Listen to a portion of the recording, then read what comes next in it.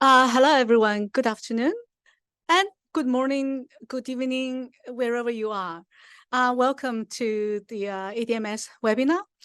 This afternoon, we have very pleased to have Dr. Almost 2 days to go. Oh, Probably still? Oh, okay.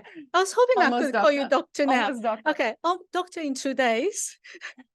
Ausma Bernot. She's the Postdoctoral Fellow researcher at the Australian Graduate School of Policing and Security, Charles Sturt University. She's currently at Deakin University as a visiting fellow. So we're very pleased to have her to hop over to RMIT ADM+S Centre to give us a talk on queer social sorting, control and resistance in China's LGBTQ plus activism. So I'll let her to talk about her research, which is quite exciting and parallel in some ways with what I've been doing, such as surveillance technologies and social context in China. So floor is yours. Exactly. Thank you. And I'm just setting up a time as well so that I don't go too much past the time. So first of all, before I begin my presentation, I would like to acknowledge the people who are the traditional custodians on the lands on which we live, work, and play. I would like to also pay my respect to the elders past, present, and emerging, and extend that respect to all Aboriginal and Torres Strait Islander people. I recognize that sovereignty was never ceded. Now, my name is Ausma, as Haiching has introduced me. This research was done in collaboration with Professor Sarah E. Davies. I'm really, really pleased to have the opportunity to present this work at RMIT, and it's also in hopefully the very final stages of its peer review. So if anybody wants a copy of the actual paper, once it's out, feel free to reach out to me. Now, I would also like to take the opportunity to open this conversation to talk about the aspects of automated decision-making around this data set.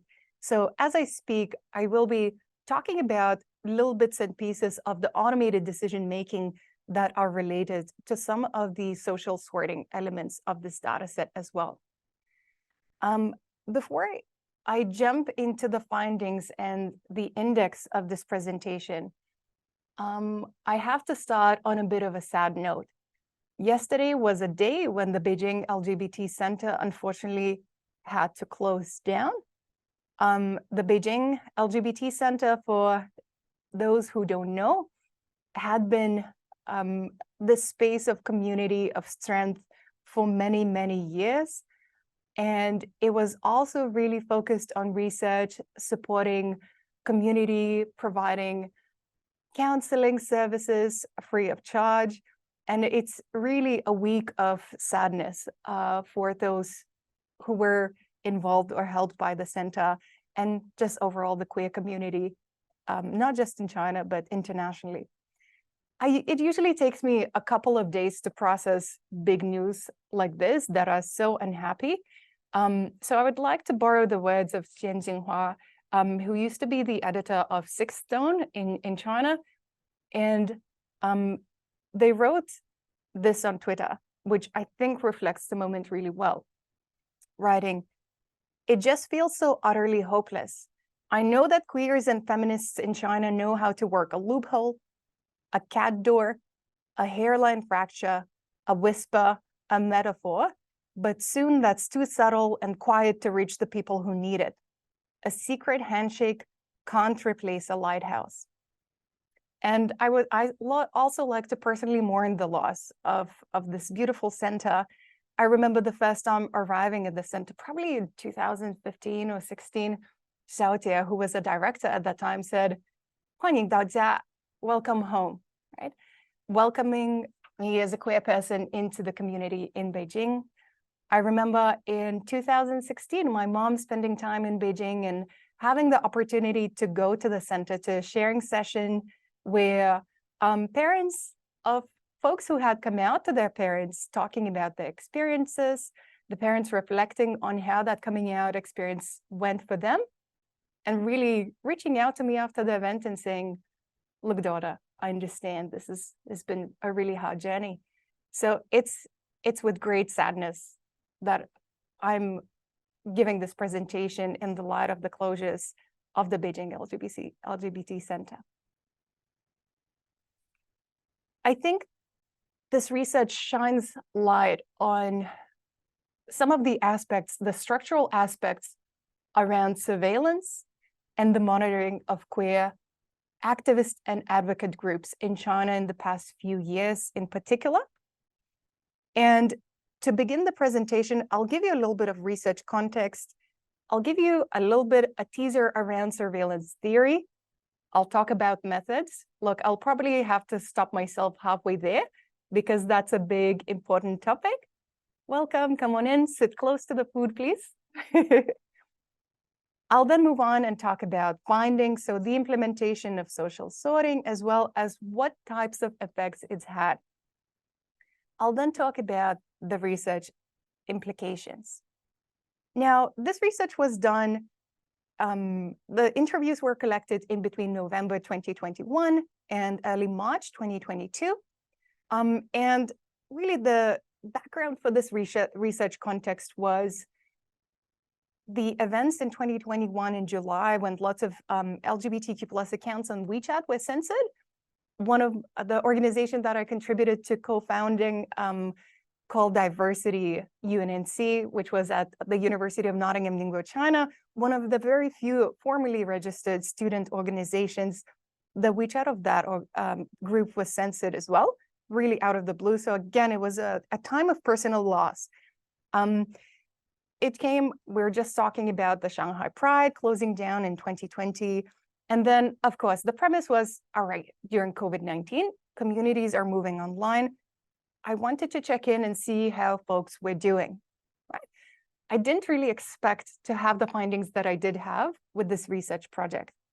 Now, before I share more about the findings, let me be a methods nerd for a little while. Let me be a theory nerd for a little while.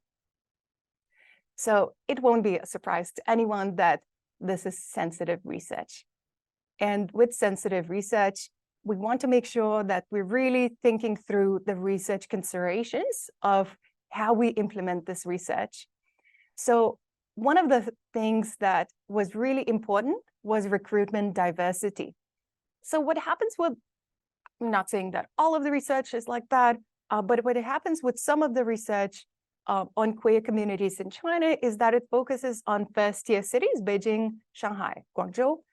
And then when it talks about LGBTQ+ people, it actually, not just in China, but internationally, we tend to talk more about gays, men, bisexual people, and lesbian women, right? So we sort of miss the whole gender diversity aspect of it. So it was really important for us to introduce second and third tier cities consciously into the data set and really consciously involve trans and gender diverse people into the data set. Security came first, only encrypted communications platforms. And then when security and recruitment diversity conflicted, we went for security. So there was a chance for me to talk to a trans activist in a third tier city who's running a small group in a small town, and seemed like a really meaningful group, actually. Because that activist did not already have any encrypted communications platforms, of course, I can't force anybody to download them because of the VPN restrictions in China. Because they didn't have those platforms, unfortunately, we had to let that participant go. But these were just these kind of tough choices that we had to make. And in the end, it proved really important. This has turned out to be quite sensitive research, exposing quite a lot of negative practices, unfortunately. Now, I should have introduced myself a bit more during my time in China. So during my time in China, at daytime, I worked in a very formal job as a forensic genetics business development and sales person, in selling the stuff internationally and supporting some of the China market development. Now at nighttime though, I would put on my rainbow cap and go out and do public workshops, build community, just create safe spaces around the city. So that was a lot of fun times. Now, because of that work, I had quite a few existing networks. So I had good rapport with people on the ground, and I already had those open communications pathways via encrypted platforms, right? And snowballing from there, of course. Now, I've had to reflect on my positionality. Of course, look at me, I'm not Chinese, I'm a queer white woman.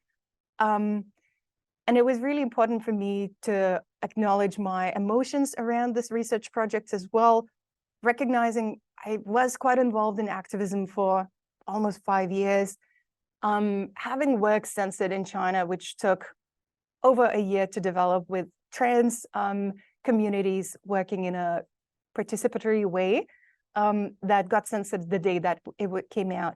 But it was really important for me to take a step back from that and say, look, this is not my voice. I'm just a platform. The voices are those of the people, of the interviewees. So these were the big considerations for me and Sarah around researcher positionality. Now, quick intro of the methods. Sorry about that online if you had a loud cough. The research used semi-structured interviews, English or Mandarin. One participant had half English, half Mandarin. Thank you. Yeah, I'm still a bit sad from talking about the Beijing LGBT Center. We ended up having 26 interviewees, including 5 people who identified as trans and 4 people who identified as genderqueer. So 9 people out of the 26 people's data set, which was great. We had also a balance between queer men and women. We got to talk to people from 9 different provinces. I can't tell you which ones, unfortunately, to make sure the confidentiality is maintained. Thematic analysis, and we used social sorting. Now, before I jump into the findings, I know you're itching to hear a bit more about that.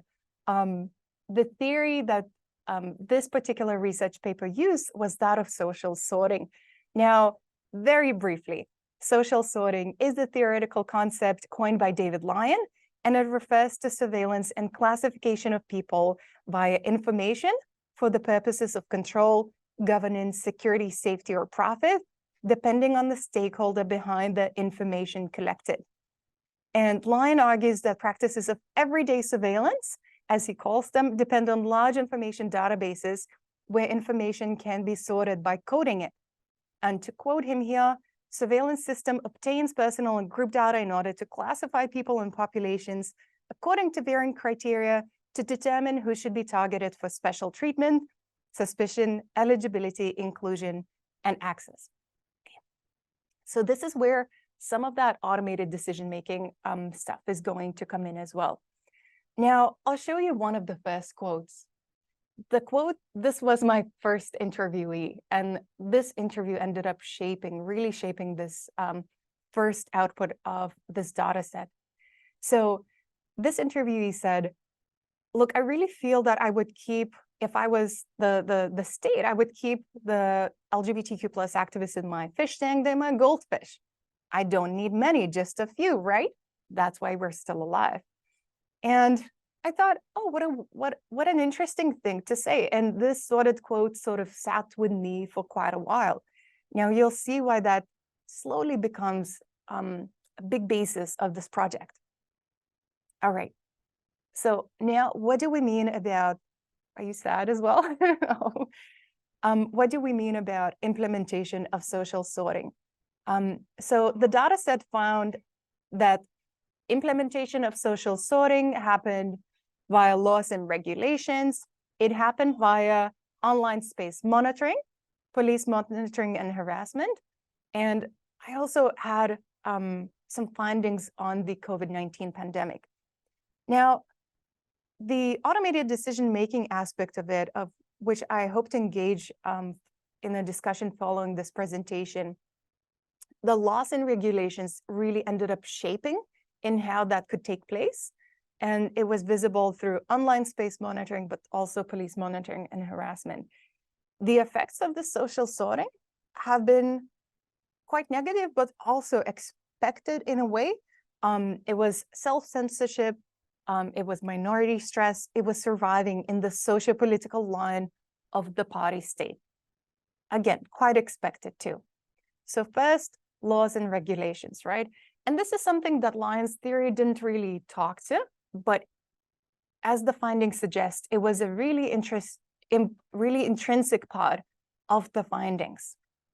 Now, there were direct and indirect social sorting practices that came alive through these policies and laws. Due to time limitations, I can't really go into all of them, but I'll tell you about a couple of really juicy ones, right? So for example, when you think about two-child policy, you don't really think about queer communities being restricted or indirectly socially sorted, as Lyons theory suggests. But it happened. So when the policy happened in 2016, it took until the census in 2020, 2021 for the state to realize, oh, people are still not popping out babies. What do we do? I know, let's, move forward and encourage early weddings, people to get married as soon as possible and really just start popping those babies out left and right.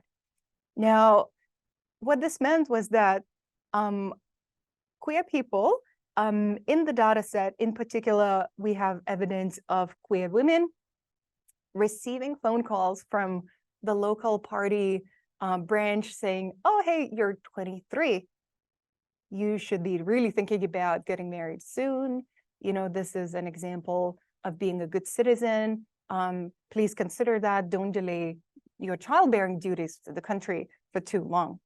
So that was quite interesting. That's a bit of it that contributed to that minority stress, that indirect social sorting, right?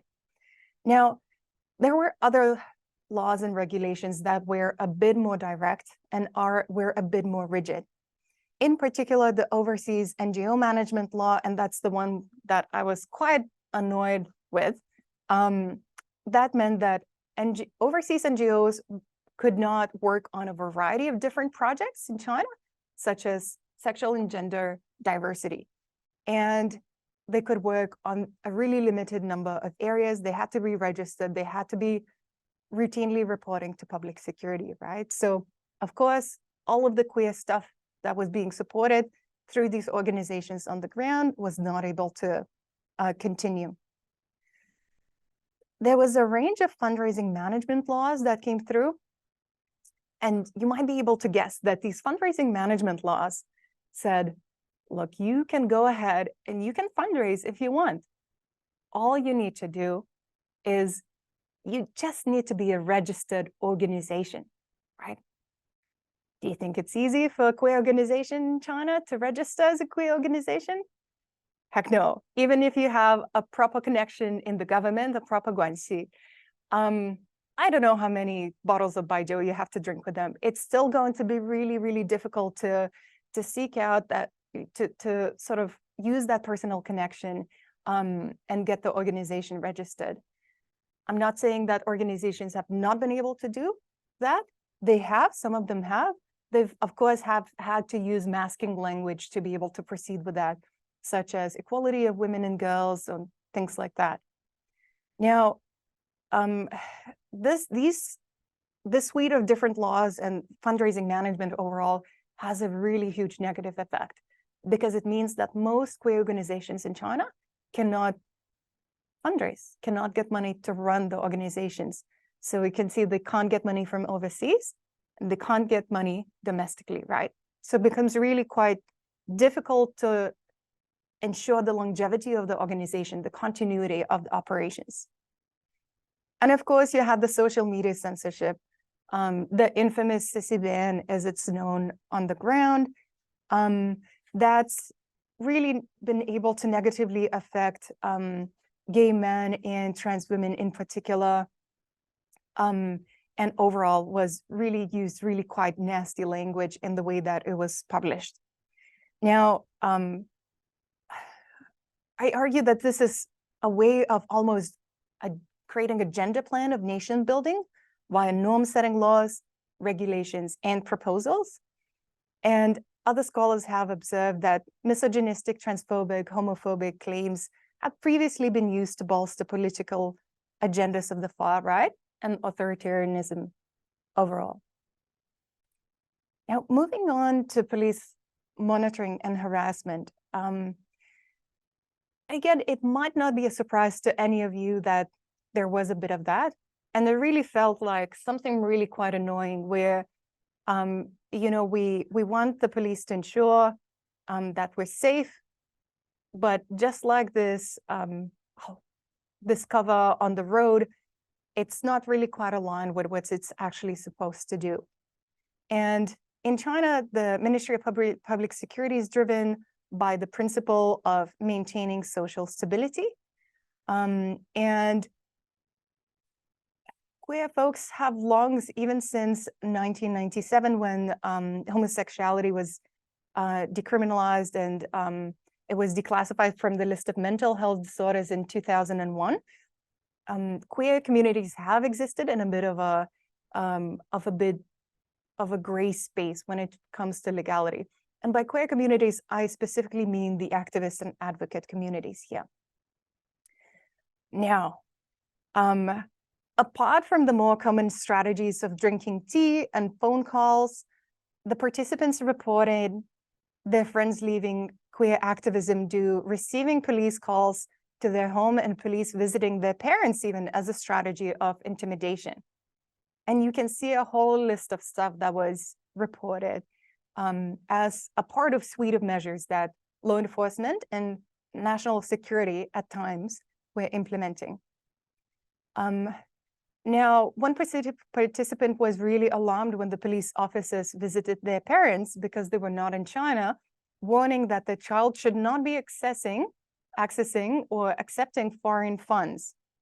And in some extreme cases, international community organizers lost their visas to be able to stay in China and even had their homes bugged by undercover police staff, reportedly. Now,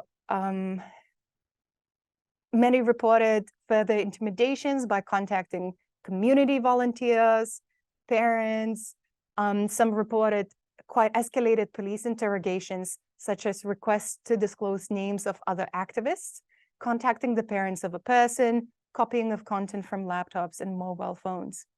And there are indications in the interviews that automated practices of law enforcement surveillance are taking place. For example, one person who was running the single queer organization in a particular province said that when they decided to just quit and leave the province altogether, they were requested to disclose the names of other activists who might continue that work in the province, suggesting that there was almost like a continuing line of report.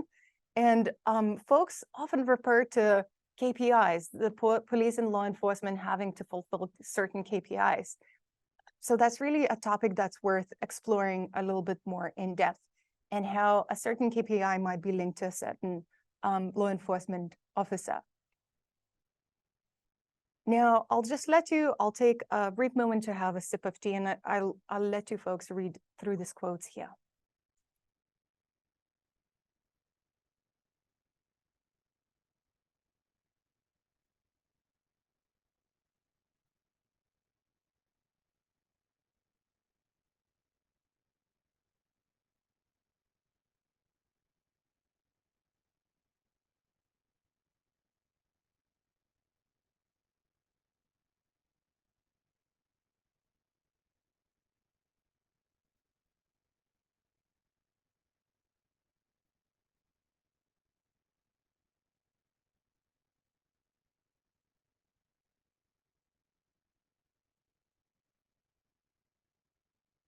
So really quite intense practices of harassment and intimidation, practices that because of the suite of laws and regulations that are now given a legality aspect to them, what is sometimes known as lawful illegality.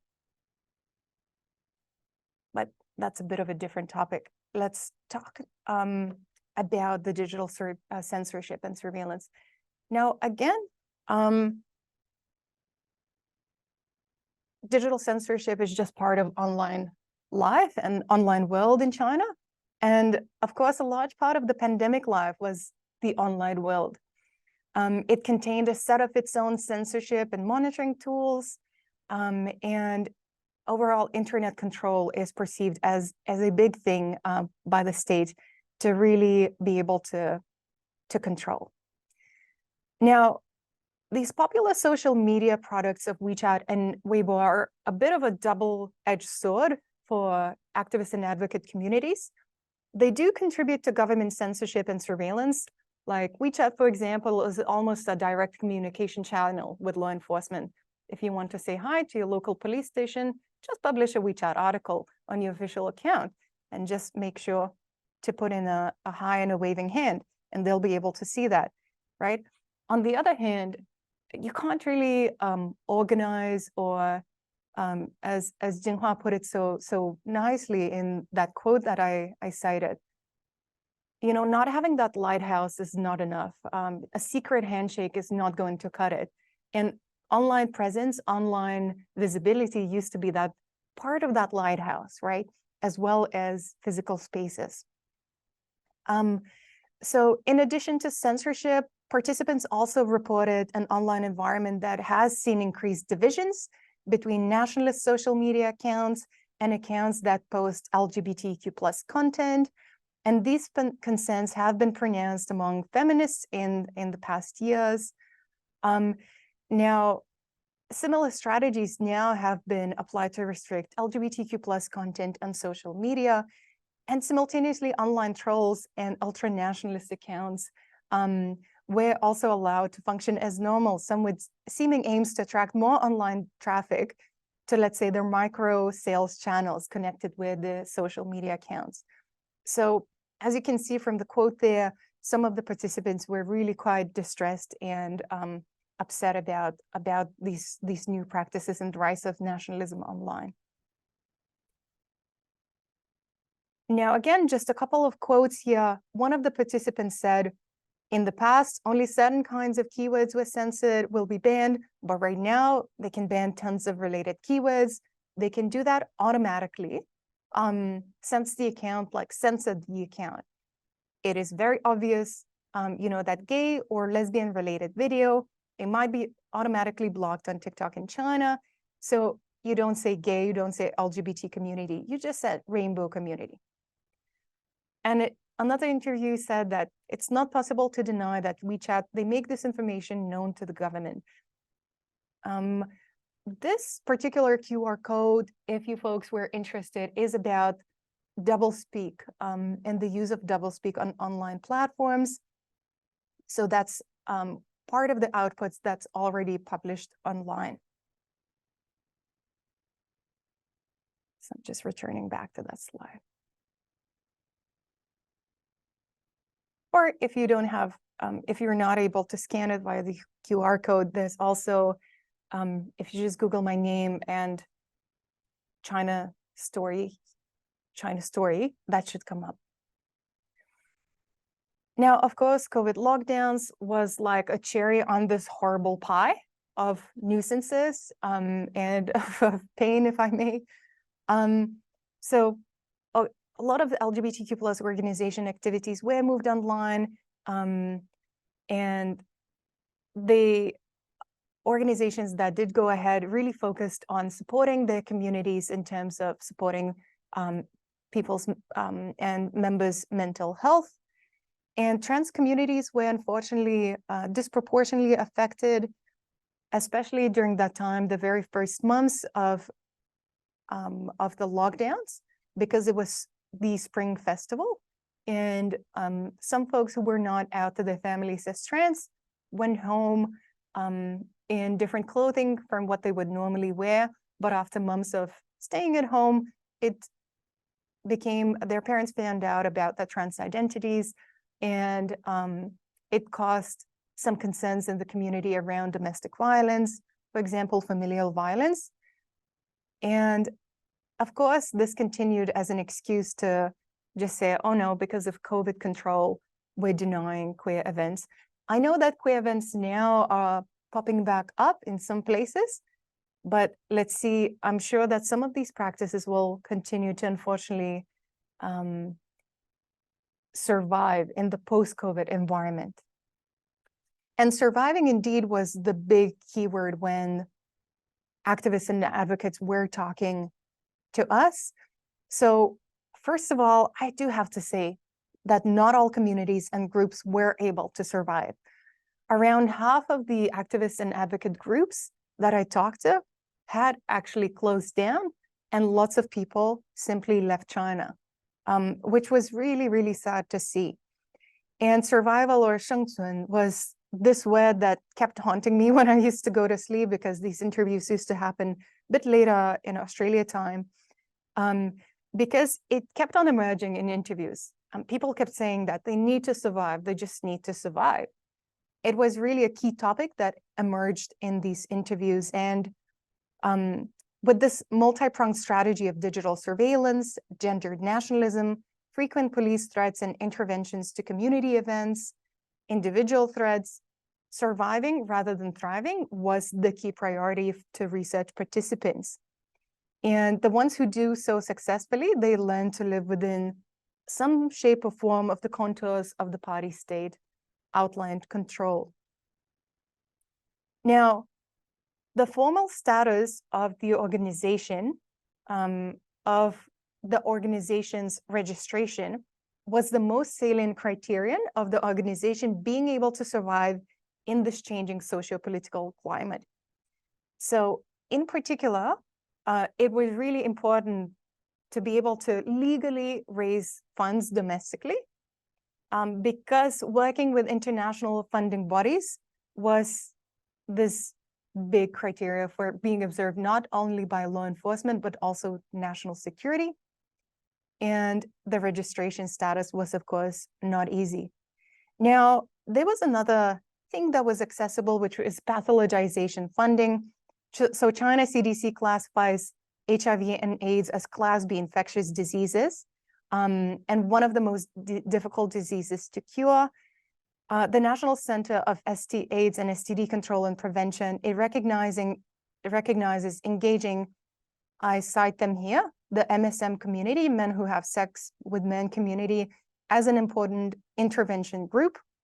And because of this official recognition, the MSM community members, if they are willing to take on this label, they can officially register the organization, obtain government funding, and they're able to access publicly funded community spaces. So one of the people who ran such a community group said that sometimes they're able to run the group and do a bit more than the work that they necessarily are tasked with. For example, they say, we may report some of our support for human rights activities. We may not report, some of our support for human rights activities, such as our organization's plan to support female sex workers. Now, the medicalization of the MSM populations, however, comes at a steep social cost of only allowing to see MSM communities through the lens of medicalization. And anti-homosexual narratives of the party state bolstered by the HIV and AIDS policies have resulted in linking of homosexuality and HIV/AIDS, and further enforced social fear and stigmatization. And Hai Qing's beautiful writing in 2016 called this a strategy of essentializing the HIV positive as the other, as unruly or the distanced. So it was really important here to either reduce activism and advocacy activities or just find a different plan to do work. And lots of organizations that did survive that really difficult time were really prioritizing community service activities and self-care. So for example, they were okay if somebody took two weeks off to be sad and stay at home to make sure they're looking after themselves, which was, I thought that was really, really quite beautiful. So there's several research implications of this project. Now, of course, there's evidence of automated suppression that is almost this mirror that reflects the power dynamics that exist, amplifying them with technology. It has implications for rights, but again, I maintain, of course, we can be quite critical about the word rights themselves, because rights is not the language that queer groups and organizations are currently able to use. And the word rights has been critiqued as a very global north intervention strategy in building communities. Now, in terms of the policy-based implications, the takeaway message is really clear. Funding has to move, if provided, it has to move from advocacy-based support and activism-based support towards community support. And I know that this has not been the happiest of presentations, not that any of the CRIM presentations usually are, but I just wanted to wrap this presentation up with this beautiful picture of the beach with waves rolling in. And this is an image that I have in mind when thinking about this research project. You know, LGBTQ+ activists and advocates, they really are groups that are highly motivated. Groups are willing to go down this steep beach when the tide is low and build sandcastles. And they know that these sandcastles are going to be taken away by waves the next day. But they're willing to come back there and build those castles again. And you know, being queer is not something that you can erase. And I'm sure that these sandcastles, in one way, shape, or form, are still going to be there in the future years. So with that, I would like to wrap the presentation and really open the floor to any questions, discussions, especially feedback around automated decision-making. If you folks had any ideas on how that might link to that area of research. Thank you. If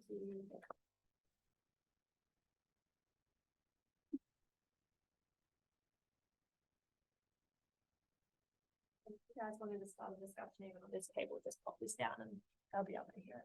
Oh, okay, sure.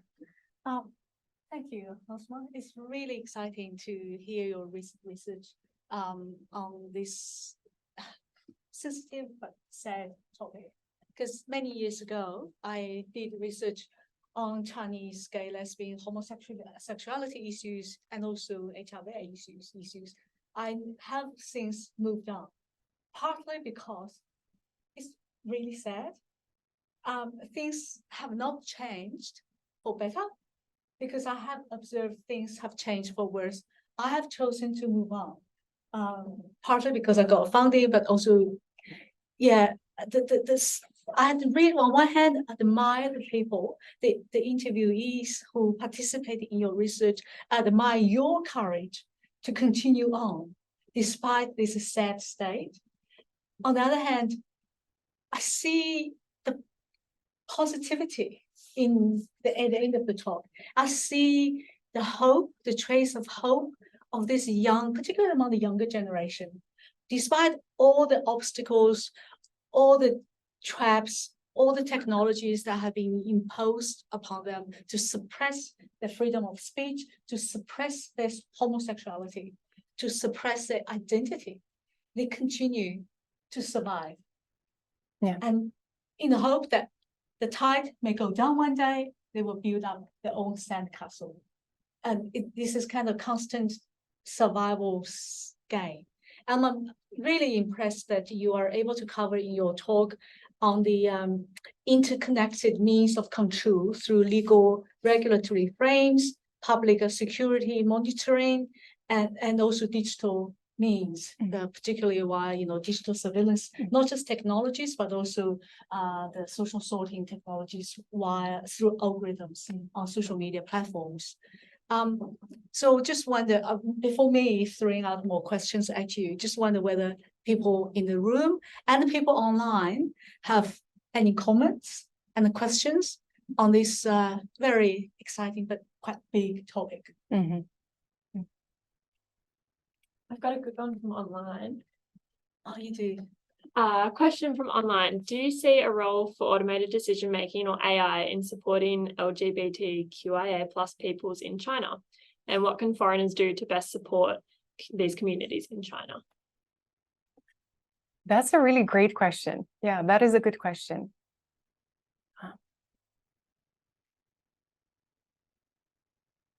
It has not been a direct part of the research. I think that, and I'm not an AI, I don't develop AI technologies. I do know that some algorithms can be more elusive than others. So Douyin perhaps can hide the rainbow flags a bit better than what Weibo can, right? So it can be the very addictive algorithm of Douyin can actually prove to be beneficial without even using certain types of keywords, right? I would like to open this question perhaps to anyone in the audience and share some ideas, experiences of how that might be the case. People here have a lot of expertise in this area of research. So. I can say a little bit about AI, how its role in supporting the LGBTQ plus people. I actually share the pessimistic view with you. I think AI, just like any other digital technologies or internet platforms, have been used very effectively by the Chinese government to increase its control rather than increasing the freedom of the people. And with the AI technologies, we have seen increasingly how the big tech has working closely with the Chinese big government in improving its digital governance techniques, in imposing this top-down control of almost every aspect of people's life. The COVID-19 has given them the perfect context to impose even further pervasive surveillance and control of everybody, including those who were traditionally digitally left behind. And now even the digitally left behind are forced to be online, to be part of the bigger digital network that's supposed to be improving your life. On the other hand, you have to, as every Chinese citizen knows, you have to give up everything. You don't have privacy. You'd have to give up everything in order to enjoy the convenience or the services. For ordinary people, unless you are technologically savvy, there's really not much you can do. I haven't looked into this topic in relation to LGBTQI plus rights. Not sure, because we have people here who do research in the field. What's your observation? I know nothing about technologies. I'm textual analysis person. Sorry. I know that folks have looked at some NFTs and creating those almost indelible online virtual memorials. For example, there's one for Li Wenliang, right? Yes. So that could be an option. But also, I just had a chat with a digital criminologist today, and Greg Stratton. And Greg was saying that, it's really important to sometimes to think about technology as it's not necessarily providing solutions. It's rather building on what already exists in the political space, in the social space, and technology gets added to that. And I mean, we have to give it to the China's regulatory authorities. They've been pretty good at regulating this tech, right? They've been pretty good at figuring out how to sort of saddle the horse of the tech. So it can be quite difficult to really think about it as a positive way. But there's always going to be new pathways. There's always going to be that secret handshake in the form of technology that serves the purpose for a certain time. Yes. And, maybe one week it's an NFT, maybe the next week it's like Clubhouse, maybe the week after it's Zoom, and then Zoom stops working, right? So I think the changing of these technologies as a way to connect also talks about that idea that, look, tech is just reflecting what's out there already, and it's not necessarily providing really structural solutions. Talking about NFT actually remind me of the Web3 technologies, how they can be leveraged to help with communities. Because I went to a couple of DAO, decentralized autonomous organizations that utilize blockchain technologies to have this kind of a decentralized form of organization and a group, a community organization where people organize among themselves and talk among themselves through this kind of niche tech platform. Right. And again, this is not something lots of people are familiar with, but for the foreigners, the people who are already familiar with the Web3 technologies, and particularly those coming from the arts field who play around NFT, I think that could be one of these approaches that they use to have alternative means of organization among themselves. Yep. The And blockchain technologies. Yeah, that's really interesting. So there's always pressure to use tech to surveil, right? And there's always the counter surveillance that's responding to that. It's just that the change has become so frequent now, and nothing just seems to quite stay on for a long time, especially in the past 2 or 3 years. The regulators continue to live in the Web 2 era, but So the maybe young people have moved on. Web 3.0 is the answer. Okay, we got an answer. Web 3.0 is the answer for now. The For now, yes. temporary answer. The second part of the question is what can foreigners do to best support those communities in China? That's a big question that I've been asking myself as this research emerges. It's really difficult to obviously send money to China. I would say the best way to support communities is to ask the communities what they need and give them that. They know how they're working, what type of resources they need, what is the safest way to get the resources, and they will tell you. And it's changing almost every week. So it's different. Ready for another question? I've got one here asking, can you elaborate a little more on your recommendation of having more community-based work instead of advocacy work? Yeah, absolutely. So on this slide, I talked about the different ways how surviving in this really difficult environment can be available, can be useful. And so really formally registering the organization, reducing those activism and advocacy activities, these are big factors that reduce risk of being monitored. So organizations who are able to do that, of course, you can argue that they achieve what they need to do. They get the community together and they're useful groups. Now they're the groups that have now been able to survive and continue the work that they're doing, right? And their focus really is on supporting the communities, supporting their groups, rather than, let's say, taking a rainbow flag and what was quite a common thing, doing a marathon run, like a 5K, a 10K half a marathon or a marathon run. So can't really do that anymore. In fact, one participant said, if you raise your flag, you'll bring everyone down. So it's really about not raising the flag at the moment, unfortunately.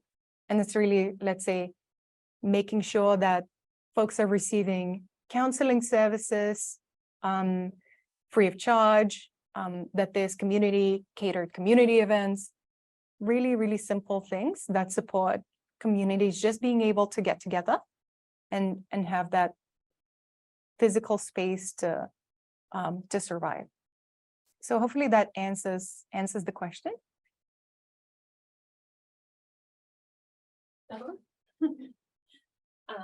Next question is asking, how LGBTQIA+ groups in the second or third tier cities can be different from those in the first tier metropolitan cities, especially from the aspects of identity recognition, digital literacy, and systematic oppression. Systematic oppression, digital literacy, And identity recognition. and identity recognition. Yeah. I think that's a topic really worth exploring in future research. It's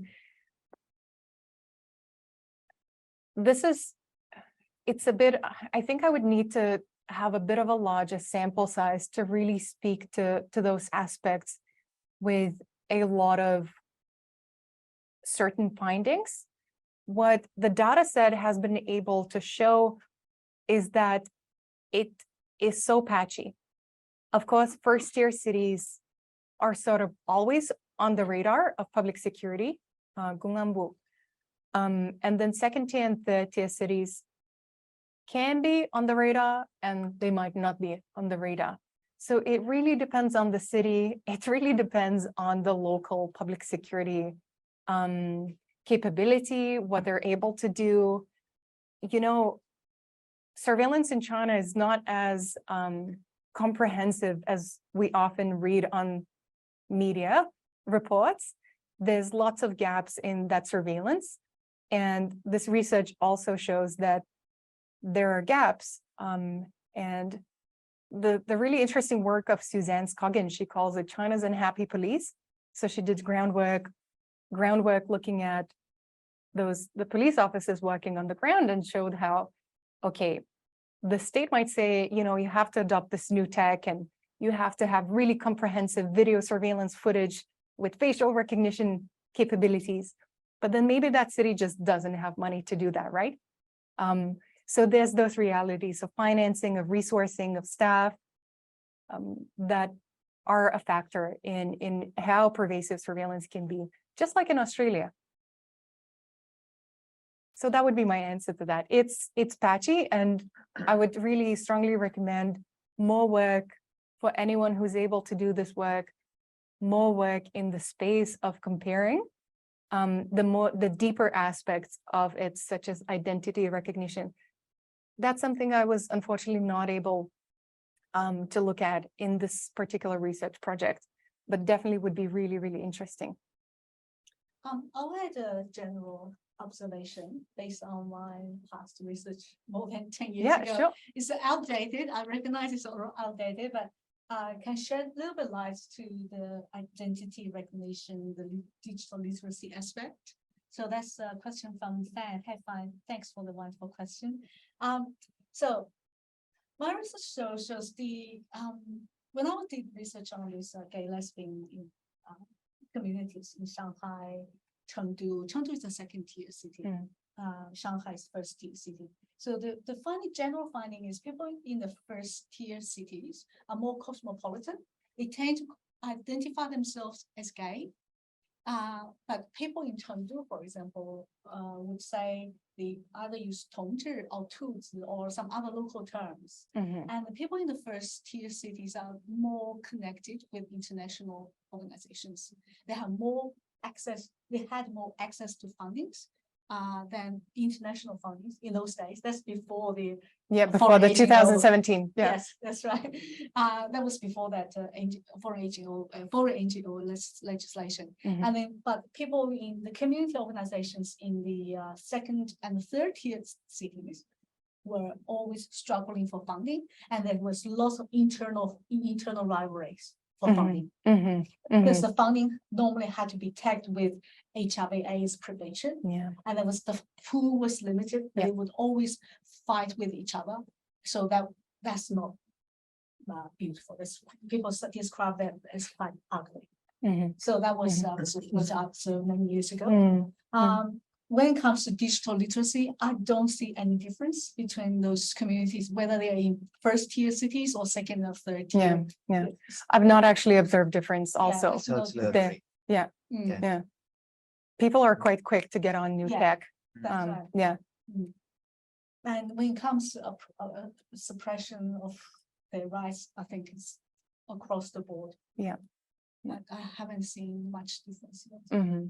There's in this research project, there's definitely, unfortunately, I can't really talk in really exact terms to maintain the confidentiality of the interviewees, but there were differences, but they were really not, perhaps they were dependent on the different province or the region, but it was really about the registration status, I think, was really the key defining thing for the organization, for the group.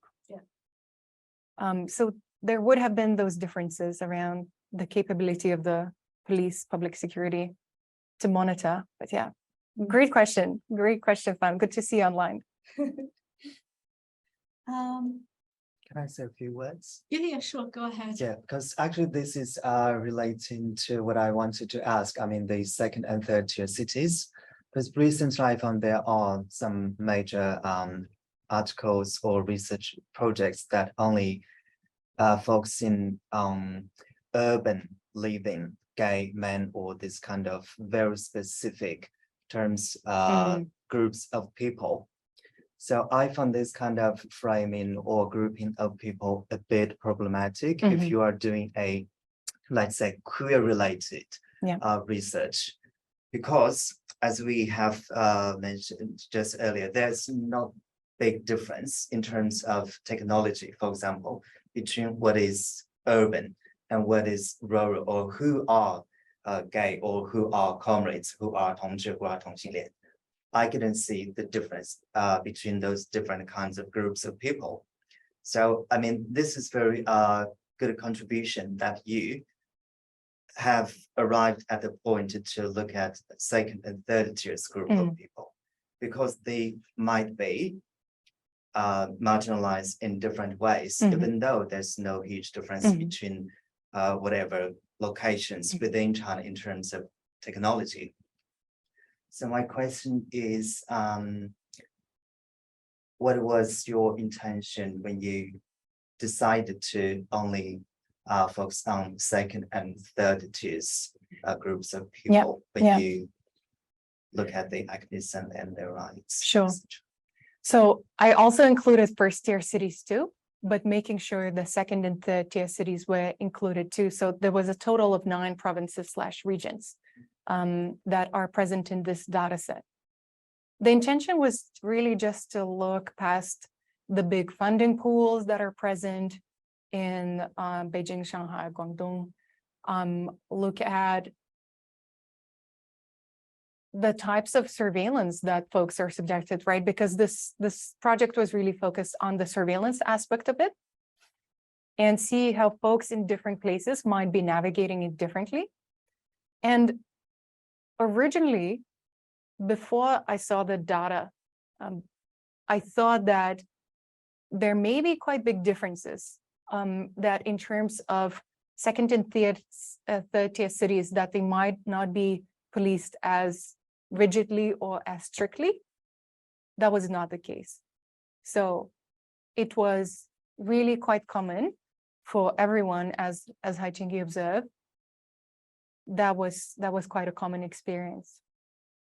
So, you know, the confirmation of a negative is also a finding.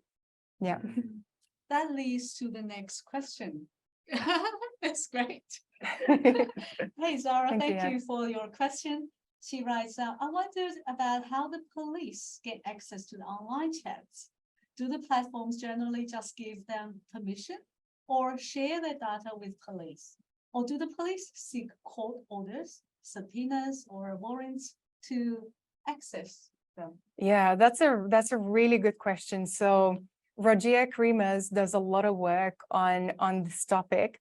And especially since 2000, I think was it 2015 roundabout, that basically big companies were brought into a room with Xi Jinping himself this time. You know, usually we talk about Xi Jinping China, but Xi Jinping is nowhere to be seen. This time Xi Jinping was there. And it had to do with the cybersecurity of having different platforms and how they're monitored. So look up work of Rajia Krimas from 2015, really interesting work there. And Rajia talks about how in this meeting, basically what happened was that the censorship work was really outsourced and entrusted in the hands of these big platforms. So if you were refusing to do this work, you would not be able to continue your business. But if you agreed to adhere to these new cybersecurity requirements, you could then continue with your business. And you also, I mean, this is hard work, right? Automated detection of topics that are not supposed to be popping up in your chat. So companies, of course, agreed. What else could they do? And I mean, in a way, that also provided a bit of a messed up market advantage for them, because new companies coming into the market, they couldn't really have all of that in place and go and compete with WeChat, for example. And, you know, it was around about that time when WeChat started popping up with messages like, oh, don't talk about politically sensitive topics in the chat, because if you're the owner of a group, of a WeChat group, right, you bear the responsibility of what's being said in this group. So it was really this, the platform started being more involved, actively and proactively involved in that automated censorship apparatus. So that was a big break, right? Before, there was actually an interviewee who worked for a telco, and they said that before then, they would just copy the data set and give it to the public security. Now, it was in a way, it was a more proactive approach that these platforms were now and are now subject to, where they're given a list of certain keywords to monitor, but they also need to proactively report any kind of suspicious online communications to public security. Yeah. No permission is required. No permission is required. Thank you for that addition. No, you don't need to apply for any warrants. All right. The next question. What do your participants, you hope this research will practically achieve to help those on the ground? So do you think your participants expect the findings from this research would help them? I asked them and I said, look, how can we help? And they said, we don't know. We have no idea. You can't really send us money. You can't really come here in person. We don't, maybe, you know, maybe if we come to Australia and we want to do a PhD, maybe you can be our supervisor. And I said, okay, of course I can do that. But not everybody can do a PhD. Not everybody can do a PhD. But it just speaks to the gravity of the situation, where it's kind of leaving you so cornered and out of options that being in that field yourself, you're really just like, okay, I don't know how you might be able to help there. And for now, it's really shining a light on the situation and really documenting what's going on, keeping tabs on what's going on, and making sure that's the experiences of the people are documented, written up, published, and available. And that's currently the biggest contribution that this particular research project, unfortunately, might be able to offer. Perhaps in a couple of years, there's going to be a bit more of an open time. Like one of the older participants said, and maybe it's a good time to wrap the seminar up as well. One of the older participants said, look, mate, they didn't say mate, but I'm adding it for Australian flavor, said, I survived the Cultural Revolution. This is not as bad as the Cultural Revolution, right? We can survive this too. So maybe there's going to be that time, that sliver of hope, where we might be able to do something again. Thank you. On that positive note, and I will wrap up this webinar. Thank you for people online. And thank you for your wonderful questions. And thanks to the people here in the room. We have so much snack here. So sorry, people online, you can just imagine how wonderful these snacks are. So we're going to enjoy it. Yeah, we And are going to also, enjoy it. I hope all of us can join Ausma to raise the awareness of not just people, you know, sexual minorities, but also any other disadvantaged groups who normally don't have a voice or representation. And I hope as academics, as researchers, we can help raise help them raise their voice, help the international community to be aware of the situation in the world's second most populous country. Second most populous country. That's now. right. Yeah, second most populous country. That's right. So, and on that, thank you all, and please join me to thank Ausma for giving us this wonderful talk. Thank you so much for having me.